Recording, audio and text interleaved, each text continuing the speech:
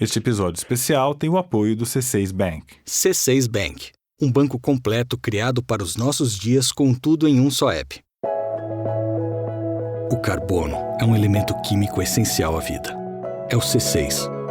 Ele se liga a outros elementos para formar tudo que tem importância para você, mesmo que você não perceba.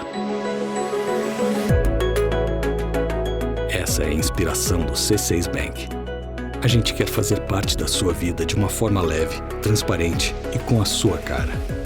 Em todos os momentos. Conta digital. Cartão Mastercard com a cor e o nome que você escolher. Tag de pedágio e estacionamento para o seu carro. E uma plataforma completa com investimentos nacionais e internacionais. Tudo isso em um só app, sem tarifas escondidas, com mais liberdade. Abra sua conta em poucos toques pelo app. C6 Bank. É da sua vida.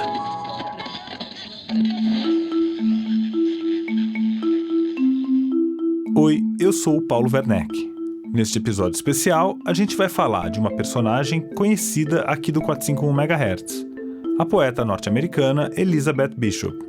Os nossos ouvintes entusiastas devem lembrar que a gente já teve um episódio dedicado a ela, o 17º de maio de 2020, que trouxe uma entrevista com o tradutor Paulo Henriques Brito. A gente vai deixar esse link nas notas do episódio para quem quiser escutar ou reescutar, mas o programa de hoje vai ser diferente. A gente vai falar da poesia da Bishop, mas vai falar também de um triângulo amoroso. Mais de um, aliás. E de brigas sobre a curva das passarelas e sobre merda oceânica. E também sobre o significado secreto dos mocassins. Se você ouviu o episódio 17, talvez você se lembre que quem leu os poemas em inglês foi a tradutora norte-americana radicada no Brasil, Flora Thompson DeVoe. The sun is blazing and the sky is blue. Umbrellas clothe the beach in every hue. A Flora é colaboradora frequente da 451. Já apareceu aqui no 451 MHz como entrevistada sobre a tradução dela de Memórias Póstumas de Brás Cubas e é diretora de pesquisa da Rádio Novelo que produz esse podcast. Neste episódio, é a Flora quem vai nos guiar por essa história. O Rio de Janeiro não é só uma cidade à beira d'água. É, em boa parte, uma cidade roubada da água. De lagoas que viraram praças. De mar que virou asfalto, cimento e gramado. Isso aqui era água. Onde nós estamos era água. O senhor lembra bem disso? Eu me lembro disso. E o senhor lembra quando veio esse monte de terra? Como é que era? Não, é aqui onde nós estamos é água. Essas pedras veio de lá. Não era daqui. Antes de chegar na Bishop, eu queria te apresentar alguém. E não é o seu Ivan, dono dessa voz aí que você acabou de ouvir. É um monte de terra e de pedra. E o senhor sabe de onde veio a terra que aterrou tudo aqui? Sei. O Morro de Santo Antônio, lá na Cinelândia, onde hoje é o BNDES. O senhor lembra, não? Me lembro. O seu Ivan lembrou direito. Morro de Santo Antônio. Mas muita gente aqui no Rio, se você perguntar, vai lembrar de outro morro. O Morro do Castelo. Olha, eu sei que veio do aterro do Monte Castelo, né? É que a história do Morro de Santo Antônio é menos conhecida. E olha que ele era grandinho até. Ia do que é hoje o Largo da Carioca até a Rua do Lavradinho, na Lapa. Mas se você desconhece essas minúcias cariocas, pensa que era um morro bem no coração do centro velho do Rio. Foram vários séculos de gente pobre morando nesse morro e de governantes ameaçando derrubar. E nesse tempo, ele escapou várias vezes. Até que não deu mais. Seu doutor me compreenda, o progresso é necessário. Mas seu doutor, pensa um pouco no operário. Meu barracão é todo meu patrimônio. Por favor, não bote abaixo o Morro de Santo Antônio. Evidentemente, seu doutor não se compadeceu. Do Morro de Santo Antônio sobrou só um naco, a parte onde fica um convento. Eu queria começar esse episódio falando dessa história, em primeiro lugar porque eu não conhecia ela. Quer dizer, os contornos eu até conhecia. É uma história previsível, que se repetiu tantas vezes ao longo da história do Rio e do Brasil, que quase parece uma não história. Mas é importante não esquecer dela. Santo Antônio era um morro em que habitavam muitas pessoas, muitas famílias. Eu tive a oportunidade de entrevistar algumas dessas pessoas que foram removidas para longe, né, para Baixada. Sim, e a senhora que você entrevistou nunca tinha pisado no Parque do Flamengo, né? Ela não, porque ela dizia que aquilo ali era tudo terra do morro da gente, né? Essa é a Silvia. O meu nome é Silvia Yugi Bainton. Eu sou doutora em História Social da Cultura e trabalho como pesquisadora do Núcleo de Memória da PUC-Rio. E eu queria falar com ela sobre o que foi feito da terra do morro daquela gente. E como aquela terra, daquele morro, acabou atravessando um relacionamento que já era pouco convencional e deixando um rastro de destruição e de beleza. Mais pra frente a gente volta a falar com a Silvia. O Morro de Santo Antônio foi arrasado ao longo da década de 50. E esse período de destruição corresponde a uma década feliz na vida de duas pessoas. Porque ela data a carta dela 11, 12 ou 13 de dezembro de 51. Eu nasci dia 12, então foi mais ou menos quando eu nasci que ela chegou. Ela é a poeta norte-americana Elizabeth Bishop. E ele é o Paulo Henriques Brito. Eu sou tradutor e professor de tradução. E eu passei anos da minha vida envolvido com a obra da Bishop. Era para ser uma visita rápida ao Rio de Janeiro, naquele dezembro de 1951. Ela estava fazendo uma viagem de circunnavegação do todo o continente americano, era para conhecer a Califórnia, que ela não conhecia, ia terminar a viagem de São Francisco, mas a pessoa tinha direito de parar o quanto tempo quisesse no meio do caminho e pegar um outro navio da mesma operadora lá, né?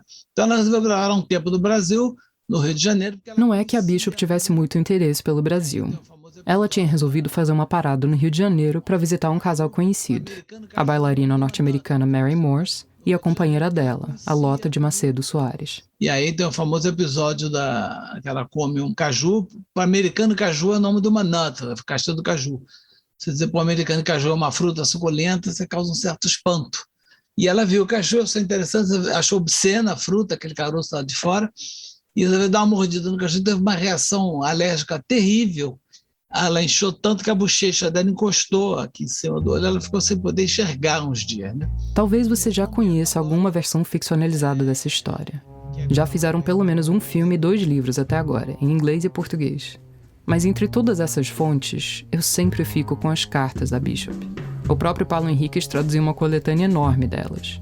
A gente vai ouvir aqui nesse episódio trechos dessas cartas na voz da poeta Bruna Beber. Só dei 2 mordidas num caju. 2 mordidas muito azedas. Naquela noite, meus olhos começaram a arder. E no dia seguinte, comecei a inchar. E inchar, e inchar. Eu não sabia que era possível uma pessoa inchar tanto assim. Durante mais de uma semana, fiquei sem enxergar nada. Ela escreve maravilhosamente bem. Ela é uma pistológrafa excepcionalmente boa, das grandes epistógrafas da literatura americana, sem dúvida. Ontem eu estava me sentindo muito melhor, tanto que resolvi lavar a cabeça e desmaiei. A pobre da minha anfitriã ficou tão assustada que começou a desmaiar. Sem dúvida, é a anfitriã perfeita. A anfitriã perfeita era a Lota, claro, mas foi um pouco além disso. E nesse momento a Lota, que era então a companheira da Mary Morse, né? A Lota se aproxima muito dela e as duas começam a ter um caso amoroso, e com isso a Bishop jamais retoma a viagem dela de circunnavegação e acaba ficando no Brasil com intervalos mais de 20 anos, né? Fora a cara inchada e a asma, estou me sentindo bem. E embora saiba que dizer isso é provocar a providência divina, há 10 anos que não me sinto tão feliz. É muito rápido, é tudo muito rápido, porque ela vem, tem a intoxicação com o caju, e a relação com a Lota é uma coisa que de repente, né? A coisa acontece de repente, as duas começam a se envolver cada vez mais e ela constata que não vai mais voltar. A Bishop tem uma história pesadíssima. O pai dela morreu, ela tinha meses, a mãe entrou num surto psicótico. A última vez que ela viu a mãe, ela tinha 4, 5 anos, né? A mãe acabou morrendo numa clínica, né? Essa é a Nádia Nogueira, que fez a tese de doutorado dela sobre esse relacionamento, que começou com um caju. E a Bishop bebia muito, tinha asma, tinha vários problemas de saúde, né? Até um amigo falou, a Bishop era bichada, era cheia de problemas mesmo, né? Psíquicos e alcoólatra, né? Bebia demais. Antes dela vir ao Brasil, ela tinha acabado de sair de uma colônia, que ela ficou um tempo numa colônia de escritores para sair de uma dessas fases de forte crise com a bebida, assim, né? Ela veio para o Brasil limpa, assim, ela tinha acabado de sair da clínica. E a Lota vai ser o porto seguro, né? A Lota vai ser a pessoa que vai dar uma casa, a Lota vai ser a pessoa que vai dar uma família. O livro da Nádia sobre a Bishop e a Lota se chama Invenções de Si em Histórias de Amor. Quem tá na capa é a Bishop, mas acho que dá para dizer que a estrela do livro é a Lota. A Lota de Macedo Soares era uma filha da aristocracia carioca. O pai dela acabou fundando o jornal Diário Carioca. A Lota nasceu em Paris, foi estudar na Bélgica, porque o pai dela teve problemas na época do governo do Getúlio Vargas, ela e a irmã foram estudar na Bélgica, no colégio interno. E sempre se deparou com essa dificuldade de fazer parte de algo, né? De estar inserida em algo. A relação dela com a família nunca foi fácil. A Lota sentia que o pai dela preferia a irmã, que era mais tradicionalmente feminina. E isso fez com que ela se sentisse feia a vida toda. Ela não gostava, por exemplo, que tirassem fotos dela. E sentia que não se encaixava em lugar nenhum. Morou em Nova York na vida adulta, isso porque a mãe tinha deixado uma grande herança e essa herança foi dividida entre ela e a irmã. Essa herança diz respeito a praticamente um bairro inteiro de Petrópolis, né, que foi loteado. Enfim, ela ficou com grande parte dessa herança e pôde realizar muitos sonhos, como, por exemplo, morar grande parte da vida dela em Nova York. A Lota voltou de Nova York com uma companheira, a Mary Morse, e começou um plano de pegar aquela terra toda em Petrópolis, lotear e construir uma casa para elas na montanha. Ela nunca se formou, né? Às vezes a gente fala a Lota arquiteta, a Lota paisagista, né? A Lota é autodidata, né? O projeto da casa era do arquiteto Sérgio Bernardes e ganhou um prêmio importante naquela época. Mas tudo indica que a Lota contribuiu bastante para o resultado final. A obra ainda não estava acabada quando a Bishop topou ficar e acabou fixando residência no sítio de Petrópolis. Ali, em loco, ela conseguia observar a autodidata tocando a obra. Lota está zanzando de um lado para o outro e o nosso vidraceiro tentando calcular o custo de envidraçar a varanda. Ela quase nunca anda sem uma trena, uma colher de pedreiro ou uma chave de fenda. Segundo a Bishop, a Lota em ação parecia, abre aspas, uma mistura de engenheira com senhor de escravos, fecha aspas. Ela parece estar em ótima forma, mandando numa equipe de 14 ou 15 homens. Estamos começando a construir a garagem, o que implica primeiro em desmontar um morro e colocar a terra dentro de um vale. No momento, isto aqui está parecendo o canteiro de obras da construção do Canal do Panamá. Mas a Lota fica sempre feliz quando alguma coisa está em obras. Ela estava lá fazendo o que ela mais gostava, que era destruir, tirar pedra do caminho, construir piscina, tirar pedra do caminho, fazer estrada, tirar a árvore do lugar, conversar com pedreiros, né? E as conversas dela com os pedreiros chamavam a atenção da Bishop, recém-chegada. São chamados por Lota de minha flor, meu lindo, meu filho. Quando não de coisas igualmente absurdas, só que no sentido contrário. Que a Lota falava palavrão, que era uma coisa que o homem não falava na frente de mulher. Imagina uma mulher falar. Era uma coisa que provocava consequências catastróficas, a mulher falar algum palavrão. E a Lota falava à vontade. Né? Esse é o editor Sebastião Lacerda. Não era uma coisa assim de botequim, mas quando ela precisava enfatizar alguma coisa, ela vinha com um palavrão que na hora certa, mas com extrema naturalidade. Se você já conhece um pouquinho da história, deve estar desconfiado com esse sobrenome do Sebastião, né? Sim, ele é filho do Carlos Lacerda, aquele mesmo, o arqui-inimigo do Getúlio Vargas. O Carlos Lacerda, pai do Sebastião, comprou um dos lotes do terreno da Lota para fazer o sítio dele. E os dois acabaram ficando amigos. Tem um tipo de criança que havia na época que era classificado como criança de sala. É criança que pode ficar na sala sem chatear ninguém, ficar quieto. Eu era capaz de ficar quieto. Eu ficava quieto prestando atenção na conversa dos adultos. E achava engraçado, no princípio, inclusive prestar atenção na conversa em inglês, dos três, por causa da Elizabeth. Como o Sebastião tinha esse dom de ficar quieto, ele teve bastante oportunidade para testemunhar a dinâmica desse grupo, com palavrão e tudo. Quer dizer, eu não estranhava o fato delas serem um casal, apenas eu não, digamos, não só não rotulava esse fato, como não aprofundava. É um casal, pronto, sabe? Demorei a entender o papel da Mary nisso. Porque antes era a Lotte e a Mary. Estavam sempre juntas. Depois passou sempre a ser a Lotte e a Elizabeth e às vezes a Lotte, a Elizabeth e a Mary. Esse arranjo é que até nos dias que correm é complicado. Né? De você fazer um concerto desses, de uma relação, até hoje é complicado, evidente, né? O Sebastião diz que não entende até hoje como é que a Lotte convenceu a Mary Morse, a antiga companheira dela, a ficar morando no mesmo terreno, depois que ela se apaixonou pela Bishop. Mas ele bota na conta da personalidade forte dela. A Lotte era daquelas pessoas que a liderança é natural, entende? E autoritária e enérgica. E era muito engraçada, era uma pessoa muito inteligente. Ela tinha 2 carros. Tinha um Jeep inglês, daqueles jipes que o inglês usava nas savanas africanas, né? E um MG também inglês, que era o carro mais lindo que já apareceu. Tinha muita coisa na Lotte que chamava a atenção dele quando ele era pequeno. Tinha o carrão, os palavrões e também o look. Ela tinha um cabelo muito comprido, que ela usava sempre preso em coques, pintura zero. Só andava de calça jeans, que era uma coisa que na época mulher não usava. Não usava calça jeans, não havia essa hipótese.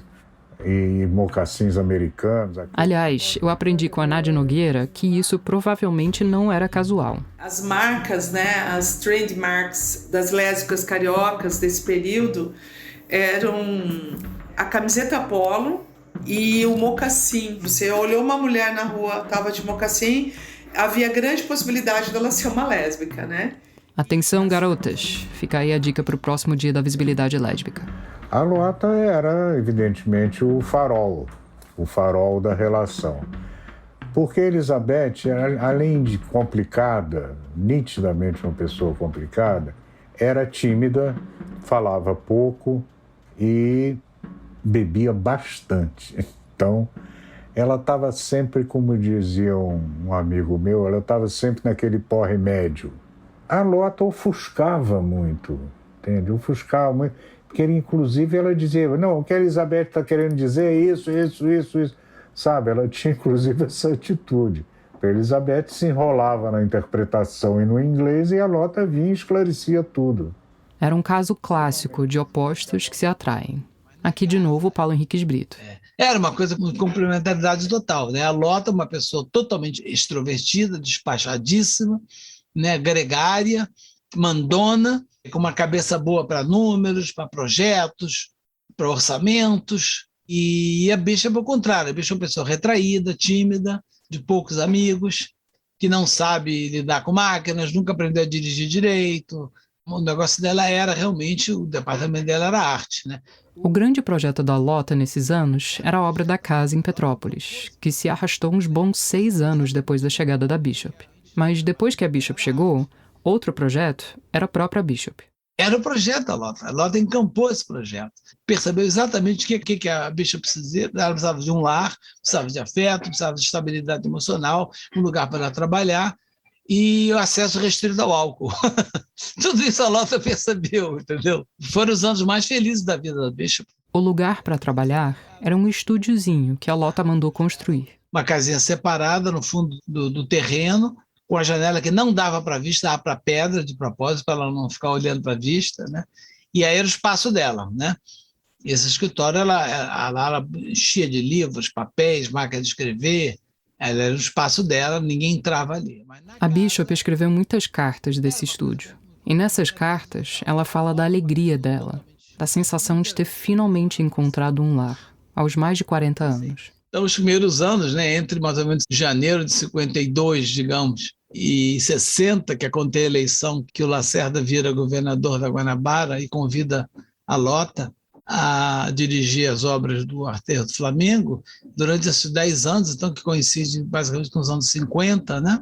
É um período de grande felicidade pessoal na vida da Bishop, de grande estabilidade emocional para ela e também de muita produtividade, né? Nesse momento que a Bishop vai escrever boa parte dos poemas pelos quais hoje em dia ela é mais famosa, né? Da Lota sobraram poucas cartas. E a gente não conseguiu localizar também nenhuma gravação da voz dela. Mas eu me arrisco a dizer que dá para ouvir a voz dela, em alto e bom som, num dos poemas que a Bishop escreveu nessa época em Petrópolis.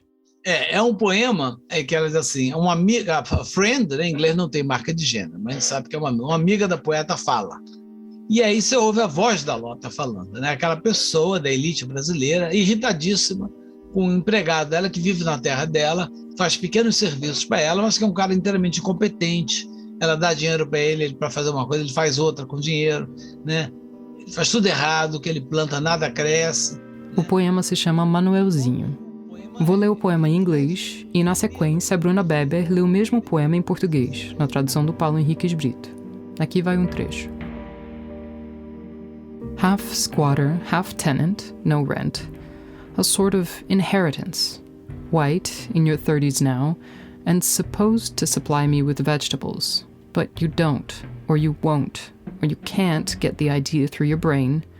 The world's worst gardener since Cain. Rendeiro que veio com a terra, mas nunca paga aluguel. Branco, trintão, meu suposto fornecedor de legumes. Só que não quer, ou não sabe, fornecer nada para mim. O pior hortelão desde Caim. Tilted above me, your gardens ravish my eyes. You edge the beds of silver cabbages with red carnations, and lettuces mixed with alyssum. And then umbrella ants arrive, or it rains for a solid week, and the whole thing's ruined again. And I buy you more pounds of seeds, imported, guaranteed, and eventually you bring me a mystic three-legged carrot, or a pumpkin bigger than the baby. Sua horta, lá no alto, torta, é uma festa para os olhos. Nas beiras dos canteiros de repolho, você planta cravos e alface misturada com escudinha. Então vem as saúvas ou chove uma semana inteira e tudo se perde outra vez. E eu lhe dou sementes aos quilos, importadas, garantidas. E um dia você me traz uma cenoura mística, trípede, ou uma abóbora maior que um bebê. O poema recria de uma maneira perfeita, ainda que ele diga em inglês, o que você imagina que seria realmente a voz da Lota. É aquela voz de uma pessoa da classe média, da classe alta brasileira, que ao mesmo tempo precisa da criadagem, precisa lidar com essas pessoas, ao mesmo tempo não consegue conter a irritação que tem para as pessoas. São muito primitivas, são analfabetas. I watch you through the rain, trotting light on bare feet, up the steep paths you have made, or your father and grandfather made, all over my property, with your head and back inside a sodden burlap bag, and feel I can't endure it another minute. Then, indoors, beside the stove, keep on reading a book. Eu vejo você caminhando, pés ágeis, descalços, na chuva, subindo os caminhos íngremes que você, ou seu pai, ou seu avô, abriram por toda a minha terra. Cabeça e costas protegidas por um saco de aniagem. E sinto que não aguento mais um minuto. Depois, junto à estufa, mergulho na leitura de algum livro. Então o poema causou um certo impacto quando publicado aqui, né? As pessoas ficaram meio horrorizadas com isso, mas o brasileiro se horrorizando com a elite que tem, quer dizer, o que a Bishop diz ali nada mais é do que o tipo de coisa que a elite brasileira diz, né? Exatamente o tipo de visão, ao mesmo tempo preconceituosa e afetuosa. Isso aqui é bem brasileiro. A Lota está escondida em vários cantos da obra poética da Bishop. Em Manuelzinho, ela assume o eu lírico, mas a presença dela aparece de forma fragmentada em outros lugares. Então ela vai ter uma série de poemas, né, que ela vai produzir nessa época, são poemas de amor belíssimos e são meio indiretos, evidentemente. O único poema em que ela escancara uma cena sexual, mas sem identificar o sexo das pessoas, foi um poema que ela escreveu quando morava em Key West, se não me engano. E esse poema, que acabou, uma pesquisadora que foi lá a Ouro Preto, pegou de uma das amigas dela esse poema e foi publicado póstumamente. É o único poema dela que é explicitamente sexual e mesmo assim não esclarece que é o sexo das pessoas. E que há uma certa identificação entre o objeto amoroso e a casa. A casa é, de certo modo, uma metonímia para Lota, né? Hidden, oh hidden in the high fog, the house we live in.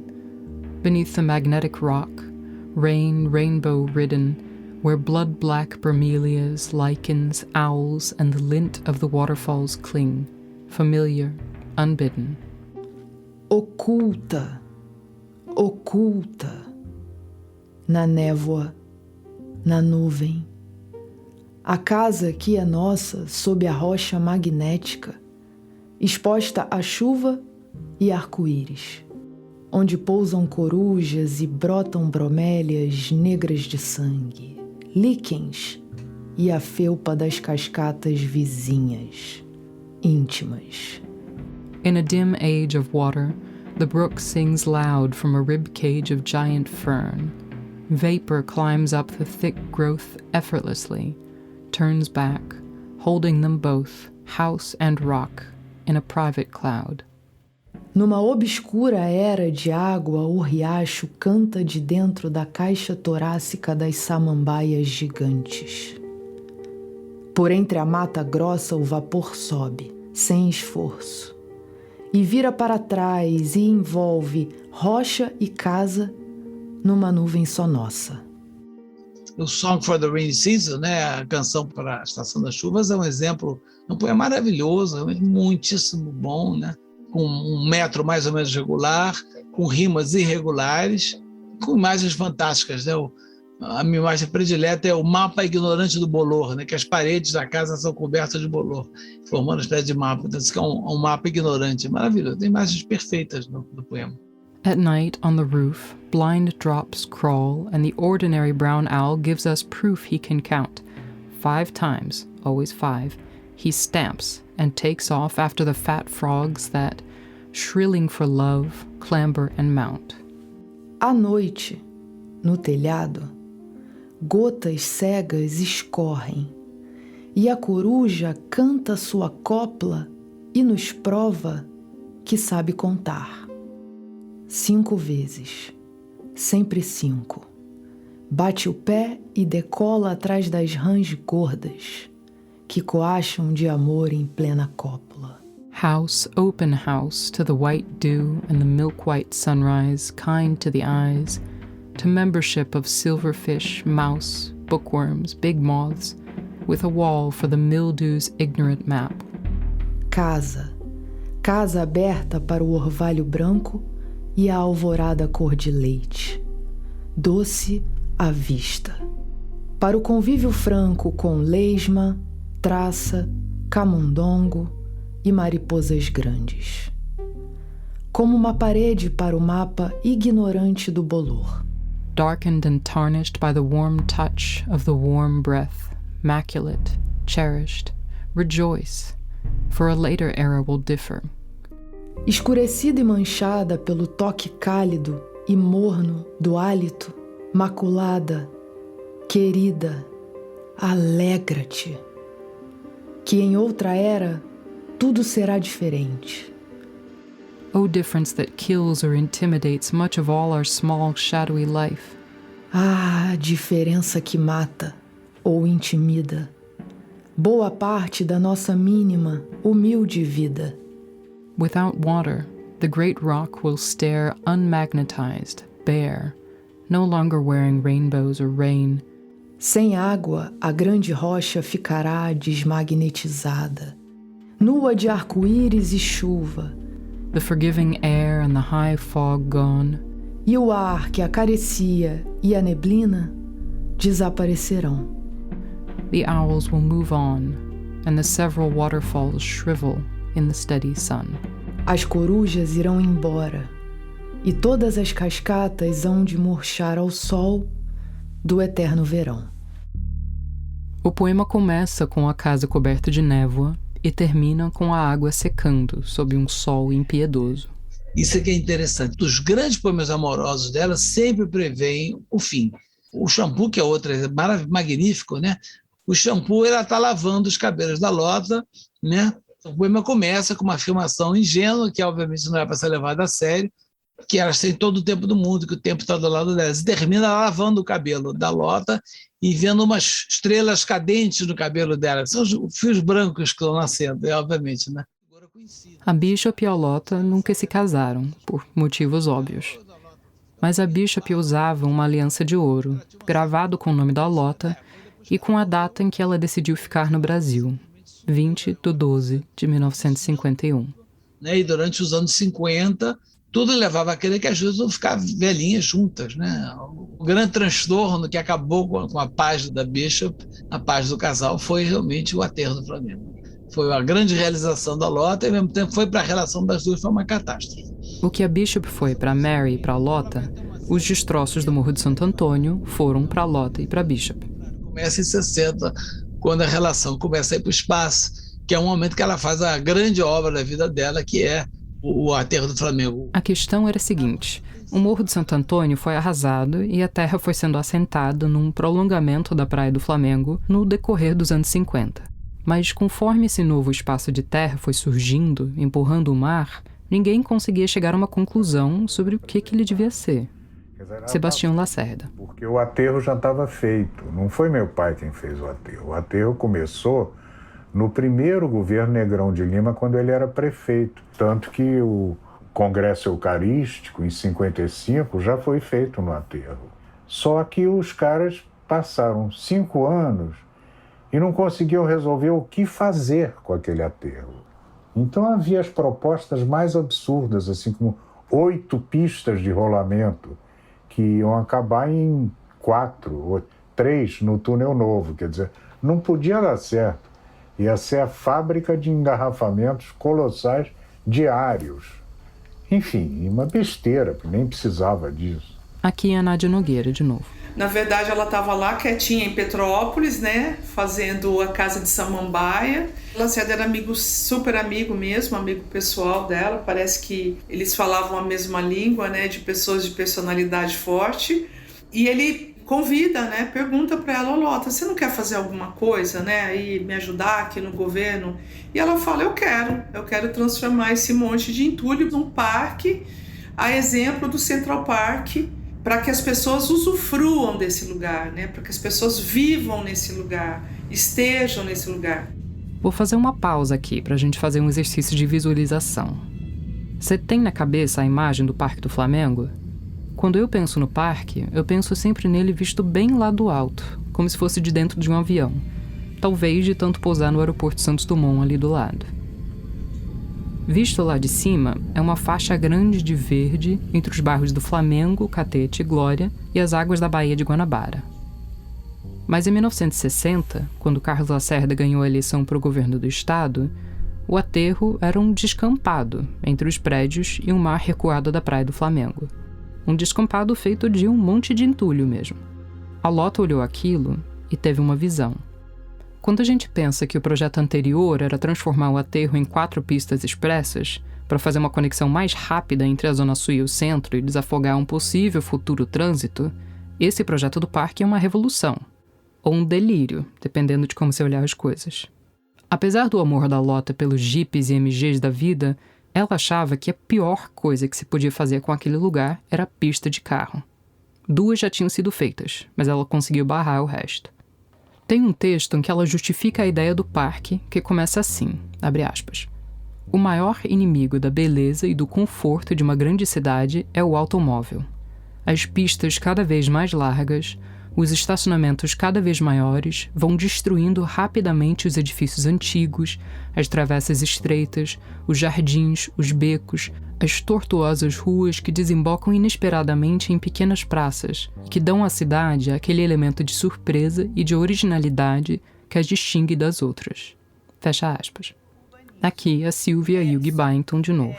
Ela tinha críticas e a primeira publicação do plano urbanístico do Parque do Flamengo sob a sua caneta é uma crítica direta à forma como as cidades estão se desenvolvendo e essa fetiche da máquina contra o homem. Ela batalhava por isso, ela brigava por isso, ela criou uma série de atividades, espaços no parque que traziam essa recreação ativa da população para que a população ocupasse essa área e tivesse uma experiência urbana completamente diferente daquele dia a dia que ela dizia massacrado da pobreza carioca.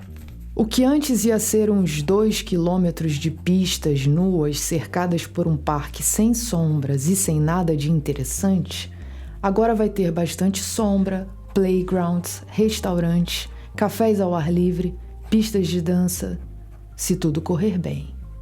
A Lota tem 1000 ideias boas e viáveis. Só lembrando que a Lota não era arquiteta, nem urbanista, nem paisagista.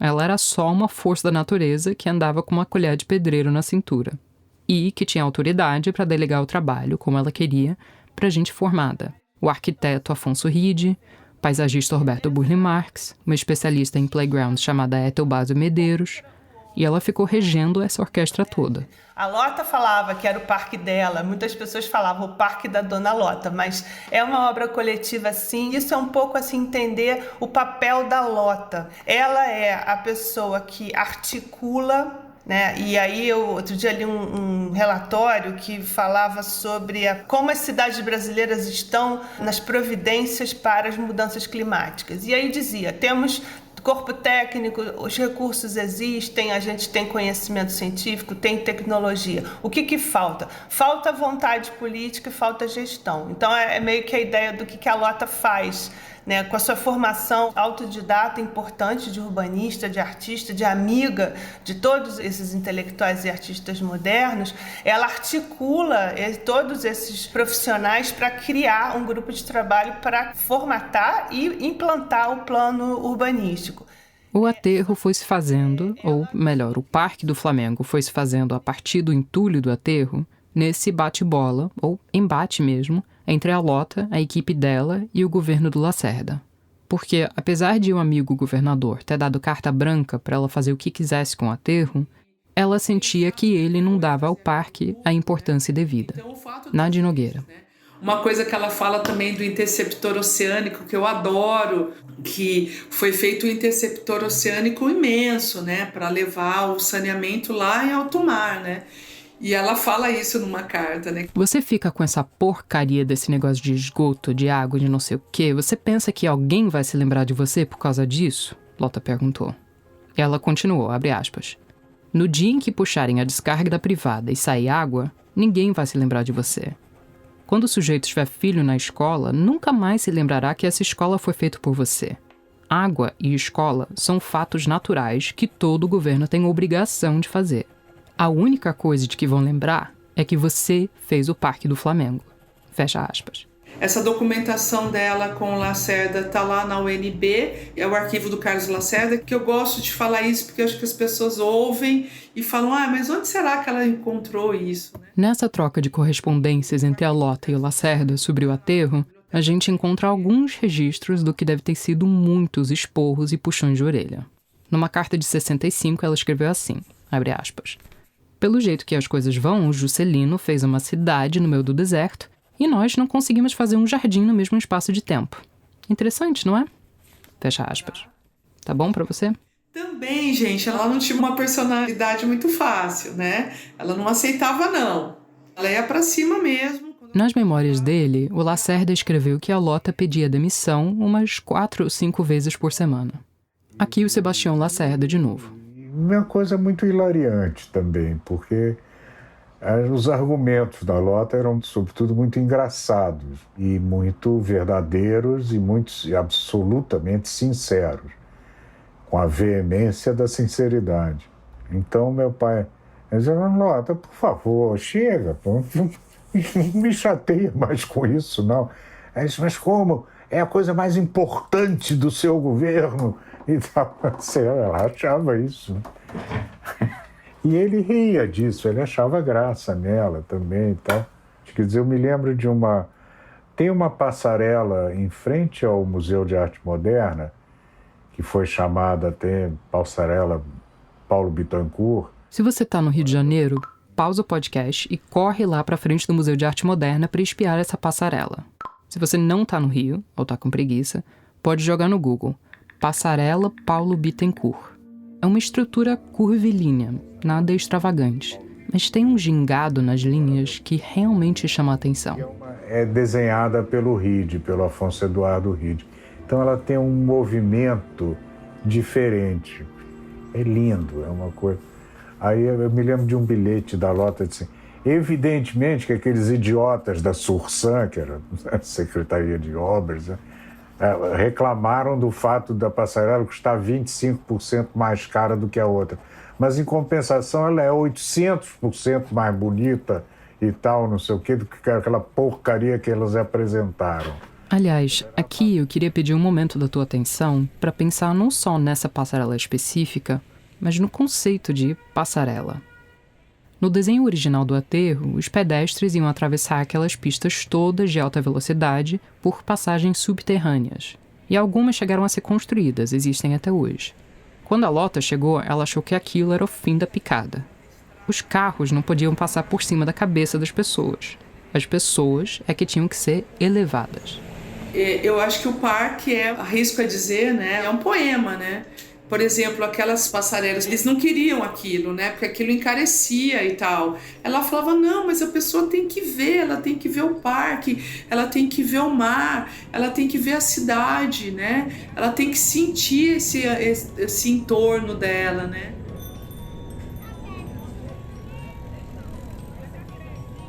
Me deu uma emoção agora. Eu não sou carioca, eu fui conhecer o aterro, já estava fazendo doutorado, eu tinha estudado aterro, eu caminho, né, quando eu posso, do Man até Botafogo.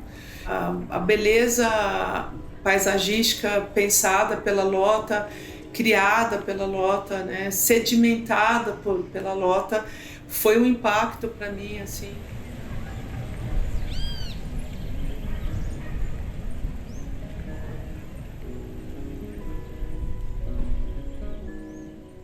Tem um trecho que você tem pelo menos 10 tipos de palmeiras diferentes, né? Se você andar com calma, você vai observar que elas têm desenhos diferentes, né? E ela queria isso, ela queria que as pessoas sentissem isso, né? Tem umas árvores que eu não vou lembrar o nome agora, que são todas retorcidas, inclusive as pessoas fazem piquenique ali perto.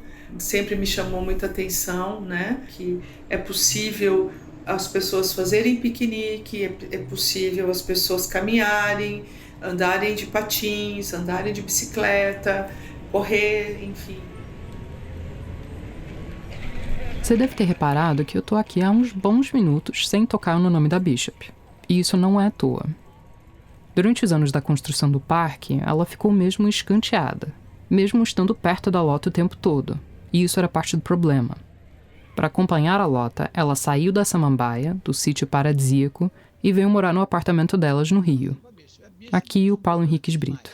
Agora, tem que levar em conta também o período que isso acontece. Estou no Rio de Janeiro, no momento pré-golpe 64, é o momento que a gente vem para cá, né? E eu me lembro dessa época, eu era menino, mas eu me lembro, né? O Rio de Janeiro era inteiramente inabitável. As pessoas reclamam hoje em dia, mas não imaginam como é que era antigamente. Virou uma musiquinha de carnaval, uma marchinha de carnaval. Rio de Janeiro, cidade que seduz.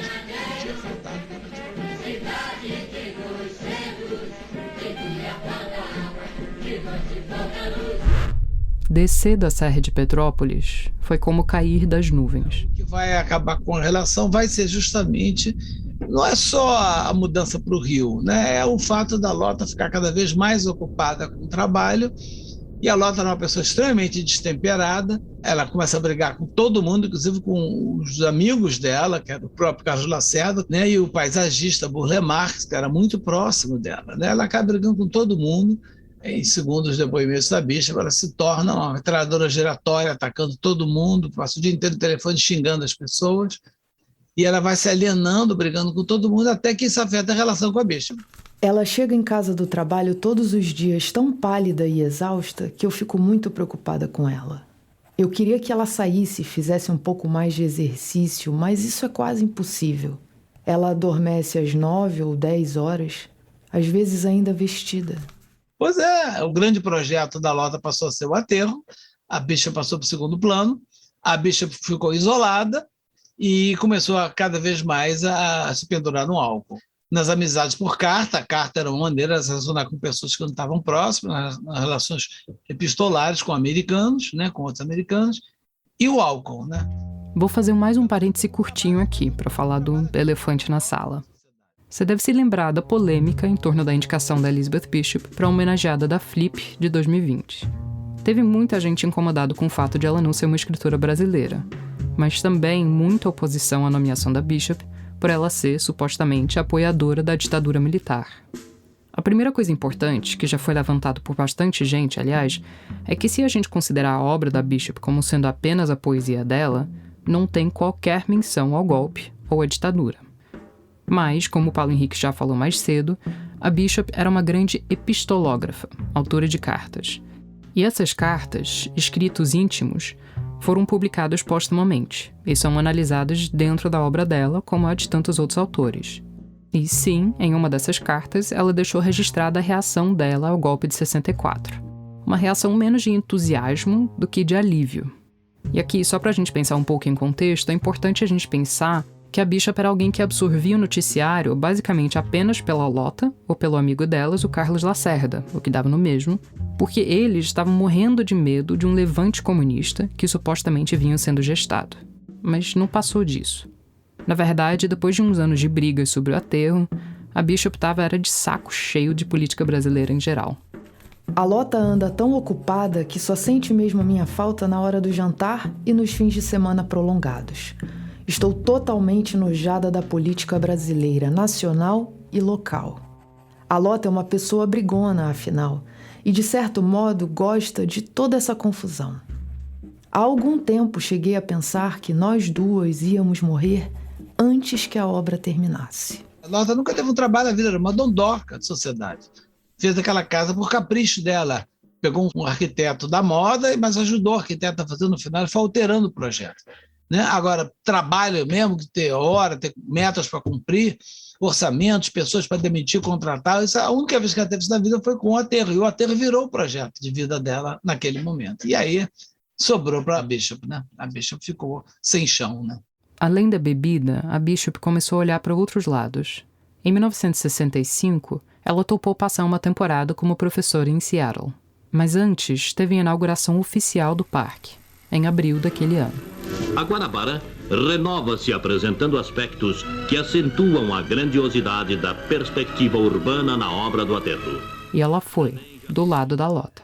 Essa coisa, ela poder ir oficialmente como esposa, foi isso que aconteceu na inauguração dela. Ela foi lá como mulher da Lota. Seria impensável nos Estados Unidos, né? Aqui dentro da elite, né, essas coisas eram mais permissíveis. Todo mundo sabia, nem se comentava publicamente, mas todo mundo sabia. Então ela tem esse lado do Brasil que fascina ela. Sim, o Brasil é impensável e fascinante. Mas a Bishop estava já com a passagem comprada para Seattle, passou um semestre lá e arrumou uma namorada. Por algum tempo ela fica fazendo um jogo complicado. Ela está namorando essa moça lá, mas ela acha que aquilo não é uma coisa que pode durar muito. De repente, se as coisas melhorarem no Brasil, ela volta com a Lota, ela tem planos para voltar. Mas aí é claro que a Lota acaba descobrindo a história e isso tudo vai piorar mais ainda, né, o relacionamento das duas. E tudo levando isso ao alcoolismo da Bishop. A Bishop chega a um ponto de ficar hospedada na casa de um amigo e beber tudo que tem na casa, levar um tombo e fraturar os dois braços ao mesmo tempo, né? O alcoolismo estava inteiramente descontrolado nessa época. Enquanto isso, as brigas da Lota só pioravam. Ela queria transformar o parque numa fundação gerenciada por ela para garantir que ela ia continuar tendo controle. Mas nessa altura, o Carlos Lacerda tinha deixado o governo do estado na esperança de se candidatar a presidente. Só que o regime militar acabou cancelando aquelas eleições. Ao mesmo tempo, o candidato que ele escolheu para suceder ele no governo estadual perdeu, e a Lota ficou desamparada. Eu fui para o aterro num domingo de sol, e eu não estava sozinha. Além de ser uma norte-americana radicada no Rio, eu tô vivendo aqui do lado de uma mulher brasileira, a Paulinha Scarpim, que talvez você conheça dos créditos dos projetos da Rádio Novelo. E ao contrário da Lota e da Bishop, a gente teve o direito de se casar. E casar significa que quando sua mulher quer ir pro aterro cheio de equipamento de gravação e ficar perturbando as pessoas, você vem junto. Inclusive levando uma página da tese da Sylvia Ewing Byington, um mapa que mostrava o Parque do Flamengo como ele era em 1965. A gente tá... Cadê? Ali o Palácio do Catete, área de brinquedos. Aqui, ó, 33, biblioteca infantil. Não, cadê? Você tá vendo? Não tô vendo nada redondo. Aqui, aldeia infantil ou cidade das crianças? Isso é 31. E agora a gente tá perto do 34, que é a área de brinquedos. Isso mesmo, área de brinquedos. Onde a gente tá. Tem muitas áreas que são lindíssimas, concebidas em projeto e que nunca foram realizadas. Por exemplo, a ponta ali onde tem a Marina da Glória não tinha sido completada. E a previsão era que fosse uma área de jardins educativos, percursos com diversas plantas brasileiras e também de outras regiões do planeta, né, do cinturão tropical, pudessem ser apresentadas e fosse um percurso pedagógico para que os visitantes tivessem conhecimento, né, da natureza em suas diversas biomas. Você tem uma preocupação de divulgar para salvar, né, para uma preocupação salvacionista mesmo, com a questão do desmatamento já no horizonte desses autores, desses paisagistas. Havia a expectativa de ter uma biblioteca pública, alguns espaços de leitura que nunca foram construídas também. E aí você vê esses espaços vazios. Imagina se fosse uma biblioteca. Parece uma bibliotequinha, né? Parece. Será que a gente vai lá? Você quer?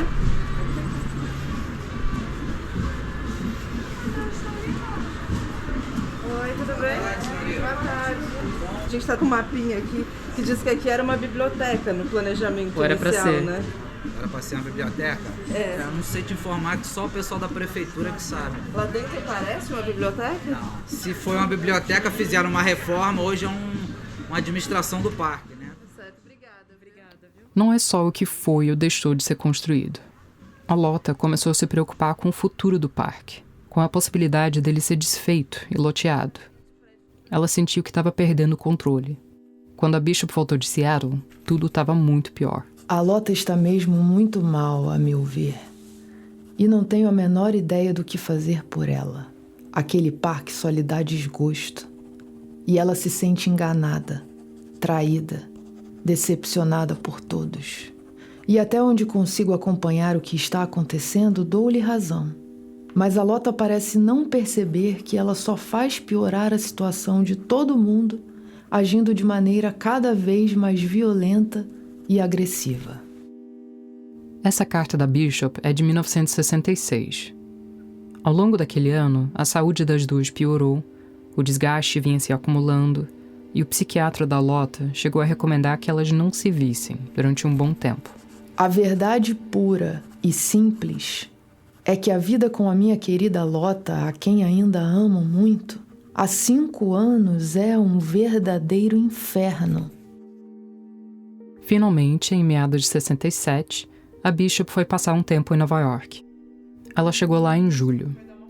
E a Lota resolveu ir atrás dela em setembro. A Lota vai para Nova York desobedecendo todos os amigos, todos os médicos, todas as orientações possíveis, né? E quando ela chega a Nova York, pelas cartas da Bishop, elas não conseguem conversar. E na primeira noite, a Lota já toma um vidro de Valium, né? Aparentemente, ela já vai meio que decidida a fazer isso. Porque não deu nem tempo de acontecer alguma coisa, né? Ela tomou isso na noite que ela chegou. Ela ficou alguns dias no hospital, mas não sobreviveu. Em certos momentos, eu tinha uma certa pinimba com o aterro, porque o aterro foi a causa, a meu ver, foi a causa da morte da Lota. Porque ela entregou a vida dela àquilo, né? E na hora que ela sentiu que não tinha mais jeito, que os caras iam tirá-la de lá e que ela não ia poder mais dirigir aquilo, e ainda por cima perdendo a Elizabeth, aí ela não segurou mais. A Bishop morreu em 79. 2 anos antes, ela tinha mandado um projeto de livro para um edital. Um livro que ia ser uma longa elegia. A Lota. Só escreveu um verso. No coffee can wake you, no coffee can wake you. Nenhum café pode despertar você. Ela nunca passou daí. Eu escrevia uns 12 anos e parava, vai começar de novo. No coffee can wake you. E aí escrevia mais um pouquinho e largava. Aí desistiu. Daqui a pouco ela não conseguiu. Mas é um belo verso. No coffee can wake you. Agora o parque está lá. O parque deu certo. Até onde é possível uma coisa dar certo nessa cidade, nesse país. Uma parte do medo da Lota era de o parque ficar abandonado. E, de fato, tem partes que estão bem degradadas.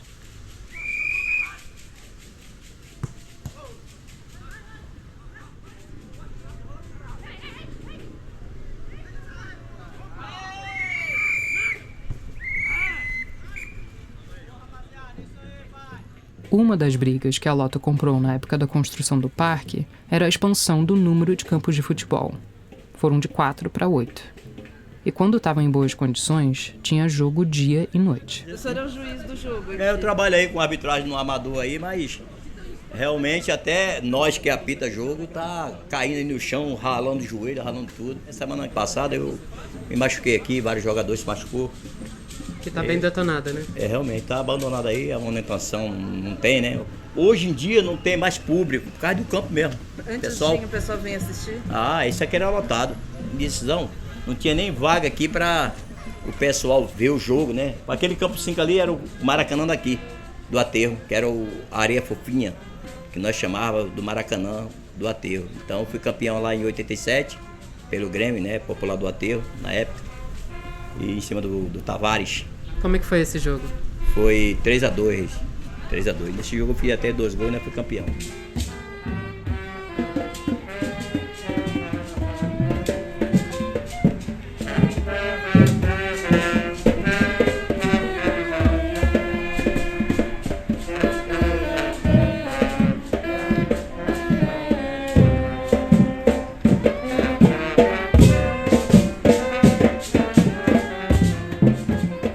Do lado da degradação, tem também transformação.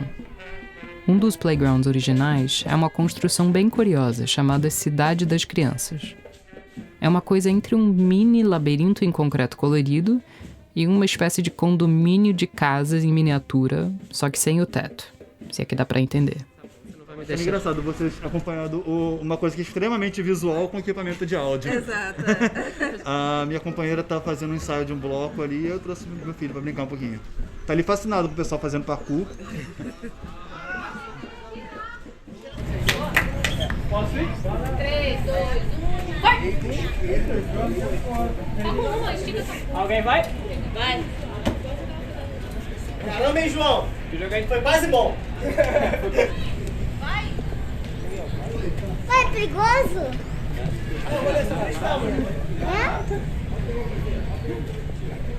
Você só uma. Eu venho aqui de vez em quando porque é um pico bem conhecido. É. Aí direto venho aqui pra fazer uns saltos legais. Vocês combinam de se reunir aqui? Sim, sim. Tem uma galera de Brasília aqui hoje, uma galera de fora. Aí eles falaram, pô, a gente tá indo pra lá, vai tá lá, cola aí. Aí veio geral. A gente sabe que aqui oficialmente é o Parquinho das Crianças. E, bem, desde que eu comecei a treinar, isso já tem uns 10 anos pelo menos, que a gente utiliza isso de vez em quando pro parkour. Com o tempo, a área foi ficando mais desorganizada, ficando mais abandonada, né? A gente vê hoje em dia muito menos crianças do que a gente via há alguns anos, mas a gente sempre tomou lugar como treino e a gente continua fazendo. Aqui já foi local de encontros, encontro nacional, encontro carioca, de parkour. Sim, sim. É um local conhecido do Brasil inteiro. O pessoal que pratica parkour. É um ponte do parkour do Rio de Janeiro. Todo mundo conhece. Parkour, no Brasil todo conhece o Lê Parquinho. A gente chama de Lê Parquinho, né?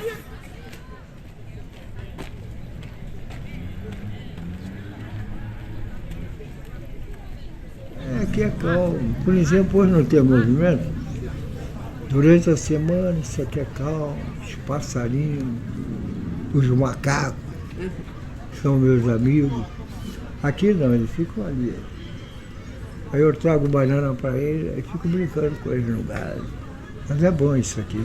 Esse aqui é de novo o seu Evan, que a gente ouviu lá no começo do episódio. Evan Alves. Não sou parente de Castrobe não, mas eu tive um ateliê onde ele morava. Aí, Ele estava sentado numa mesinha de concreto à sombra de uma árvore, com a pasta cheia dos desenhos dele. Eu e a Paulinha puxamos um papo com ele. Lapa, Oxalá, Cristo Redentor. Pão de açúcar. Aí a Bahia, sou de Salvador. Aí é a igreja do Morro, aqui, ó. Seu Ivan é de Salvador, mas agora mora em Laranjeiras, que é um bairro bem perto do Flamengo, e ele vem sempre ao parque. E ele não fica só observando a natureza e desenhando, não. Inclusive eu tenho esse prazer, que é essa, aquela, umas que tem por ali. Então eu ficava aqui desenhando e tinha um cara que a vida dele, eles vinham, plantava, pequenininho, ele vinha de lá e quebrava. Aí eu peguei para a porrada, peguei uma barra de ferro, tirei ele daqui. Ele estava quebrando as mudas? As plantas. A vida dele era essa, plantava e ele ia lá quebrar. Então eu briguei com ele muito, porque ele parou. Essa, por exemplo, aqui, aquela que está ali, eu cansei de amarrar o galinho para sobreviver. Ó. Hoje eu estou vendo ela crescer. É uma beleza. E outras mais por aí. O senhor sabe quem foi que transformou em parque? O Bruno Mato. Ele que fez o paisagismo, né? Mas tem todas essas estruturas. Não, que depois que aterrou, essa estrutura, essa beleza, foi ele. E o senhor já ouviu falar na Lota de Macedo Soares? Não. Agora, ela se tornou, na época, pelo que eu li nas cartas, ela se tornou uma figura conhecida no Rio, na época. Né? Todo mundo sabia quem ela era, ela estava sempre lá na canteira de obra, normalmente dando esporro em alguém. Diz que ela saía na rua, as pessoas cumprimentavam ela. Ô, Dona Lota, tá ficando lindo o parque. Ela tinha uma certa conhecimento na época. Depois que ela morreu, realmente ela simplesmente sumiu da memória da cidade. Eu, como uma admiradora dessa excêntrica senhora Lota de Macedo Soares, eu indico que toda pessoa que vá ao Rio de Janeiro tire um dia para conhecer o parque, para caminhar por ele, para ver a sua paisagem. Eu desejo que as pessoas conheçam e saibam que quem construiu o parque foi uma mulher que viveu e morreu por ele, mas ela deixou essa poesia aí para a cidade do Rio de Janeiro, que é uma das mais belas cidades do mundo, a gente sabe disso. A Bishop escreveu muitas vezes, né, que ela foi morar lá na Baía de São Francisco, né, e ela falava que é bonito, mas nada se compara à beleza do Rio de Janeiro, nada. E a ironia da coisa é que a bicha passava no Rio de Janeiro, quando ela vinha ao Brasil para ir para a casa dela em Ouro Preto, ela sempre comprava um monte de cartões postais do aterro e mandava para os amigos da cidade.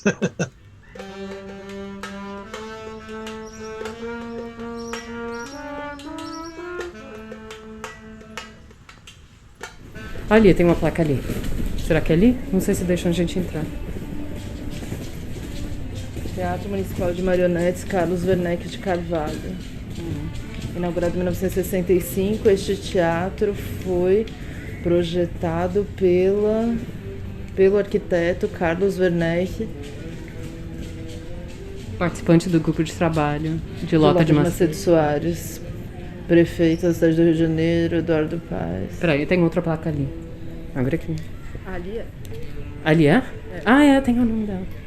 Lota de Macedo Soares, 1910-1967, idealizadora do Parque do Flamengo e presidente do grupo de trabalho que transformou o aterro em jardim e área recreativa, acho. Homenagem da cidade.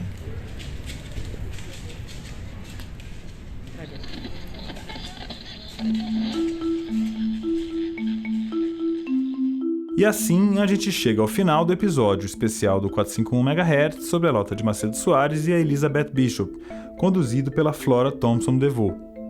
Mas antes de terminar, eu tenho um desafio para lançar para você, ouvinte do 451 MHz. Este episódio foi como um cartão postal carioca. Então eu queria pedir para os ouvintes mandarem cartões postais em vídeo ou áudio sobre um lugar que seja especial para você, contando pra gente o que é que tem ali ou até compartilhando um pouco do som se for possível. O ouvinte que enviar o melhor cartão postal sonoro, na opinião da equipe da 451, vai ganhar uma seleção de livros da Elizabeth Bishop publicados pela Companhia das Letras. Tem poemas escolhidos, prosa, questões de viagem e uma arte, que é a coletânea de cartas dela. Para participar, é só publicar o seu cartão postal sonoro nas redes sociais Facebook, Twitter ou Instagram com a hashtag Desafio Lota e Bishop, tudo juntinho assim, hashtag Desafio Lota e Bishop, marcando o perfil da 451, que tem a mesma arroba em todas as redes sociais, é @451 por extenso. O cartão postal sonoro pode ter até 1 minuto de duração, e a data limite para enviar a resposta é até o dia 6 de janeiro, que é dia de Reis, e inclusive a Bishop tem um poema lindo sobre o dia de Reis. No dia 10 de janeiro, a gente vai anunciar o ganhador nas redes da 451. E antes de encerrar, eu queria convidar você para ouvir ou reescutar o episódio número 17 aqui do 451 MHz, chamado A Poeta e o Tradutor, que também é sobre a Elizabeth Bishop, com o poeta Paulo Henriques Brito, que é o tradutor dela, como vocês já sabem. Também vale a pena ouvir os outros episódios narrativos do 451 MHz que a gente produziu sobre o Rubem Fonseca, a Lígia Fagundes Teles, o Nelson Rodrigues, o Paulo Freire e o Caio Fernando Abreu. Tá tudo aqui no feed do 451 MHz ou então no site da 451 ou no seu aplicativo de podcast preferido. A gente até montou uma playlist com os nossos episódios narrativos lá no Spotify para você poder maratonar.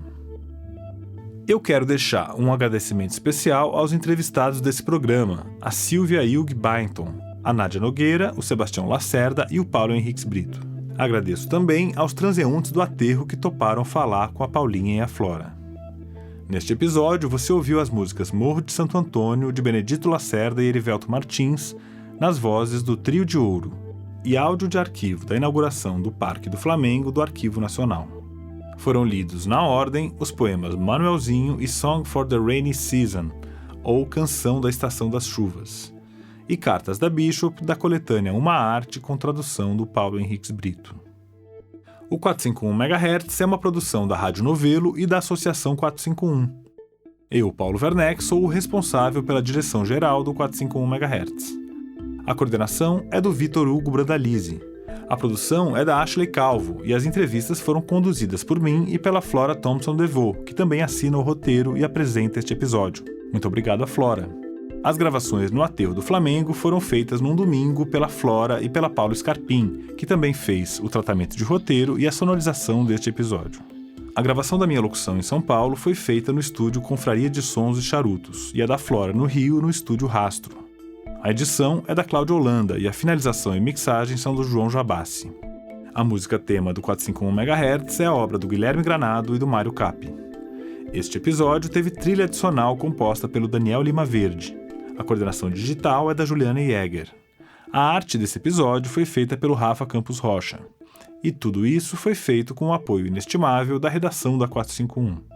As leituras de poemas e trechos de cartas da Elizabeth Bishop foram feitas pela poeta Bruna Beber, a quem a gente agradece efusivamente pela participação especial. E eu não poderia deixar de agradecer, nesse episódio especial, a todos os nossos ouvintes entusiastas. É isso mesmo, a gente criou aqui na 451 um plano de assinatura para você que gosta de ouvir o nosso podcast e quer nos mandar uma força extra, inclusive para fazer episódios especiais como esse. Com o plano Ouvinte Entusiasta, por R$20 por mês, você dá uma força aqui para o 451 MHz. Em troca, recebe acesso completo ao nosso site e também ao nosso clube de benefícios, que dá direito a descontos de até 30% em livros e outros produtos culturais. Então, muito obrigado aos nossos ouvintes entusiastas. Denise Abdala, Renata Campos Salles Moraes Abreu, Márcia Adorno, Guilherme Alpendre, Neuza Tiurso Alpendre, Ana Amorim, Leonardo Maciel Andrade, Felipe Arruda, Vanessa Lopes Baldin, Maria Paula Barbosa, Cristina Ribeiro Barcinski, Leila Barreto, Thiago Barreto, Thaís Bichara, Carmen Manuel Almeida Biscardi, Samuel Valim Bolonha, Aline Bona, Célio Braga, Patrícia Carneiro de Brito, Marina Buendia, Bruno Bonamiche Bueno, Flávia Solero Campos, José Osmar Azevedo Carneiro, Tereza Bunte de Carvalho, Eduardo Martinelli Carvalho, Cecília Túmulo de Carvalho, Lucas Carvalho, Luciano Carvalho, Murilo Carvalho, Cecília Castellini, Sandra de Castro, Camila Chaves, Paula Colonelli, Paulo Roberto Alves Moreira da Conceição, Pedro Cogo, Walter Craveiro, Ana Carolina Lessa Dantas, Luiz Eduardo Pinto Basto Tourinho Dantas, Leonardo de Lucas da Silva Domingues, Gustavo Dutra, Camila Félix, Mário Rique Fernandes, Ronaldo Ribeiro Ferreira, Valdomiro José da Silva Filho, Paula Fontana Fonseca, Malu Fontes, Márcia Cristina Fraguas, Luísa Franco, Érica Georgino, Cecília Góes, Maria Filomena Gregório, Caroline Greve, Cláudia Gruba, Júlia Guarilha, Maria Guedes, Ana Paula Isayama, Gustavo André Ramos e Núbia, Paulo Juchen, Fábio Calvan, Ilana Katz, Marjorie Leite, Vivian Lembo, Leila Lima, Mirna Lima, Débora Lina, Marieta Madeira, Leila Celina Silva Magalhães, Vânia Mariano, Roberta Marquezin, Francisco Mastro Pietro, Valéria Medena, Vitor Muniz, Luiz Antônio Timóteo Nicoliello, Ana Novaes, Bruno Emanuel Carvalho Oliveira, Rosângela Aparecida Dantas de Oliveira, Ana Pessoa Pacheco, Marcelo Perillo, Luísa Plastino, Maria Portugal, Diana Radomisler, Janis Rocha, Luísa Vieira da Rocha, Leni Manzatti Rodrigues, Radmila Salviano, Maria do Carmo de Almeida Sampaio, Ana Marta de Santana, Juliano Machado dos Santos, Marcela Costa Mota dos Santos, Marina Rodrigues dos Santos, Luiz Eugênio Sena, Gustavo Senechal, Gabriel Barbosa Silva, Flávia Cristina Aparecida Silva, Alexandre Luiz Pereira da Silva, Maria Rosalina Silva, Vitor Hugo Siqueira, Guilherme Sorgini, Ana Maria Pedrosa Safreire de Souza, Adriana Teixeira, Cíntia Vasconcelos, Pedro Emanuel Costa Vaz, André Viana, Alexandre Vidal Porto, Orlando Vilar, André Wolff, Flávia Bezerra Tony Xavier. Muito obrigado a todos os nossos ouvintes entusiastas. Um abraço para todos dos ouvintes do 451 MHz. Valeu, rapaziada. Grande abraço. Obrigada.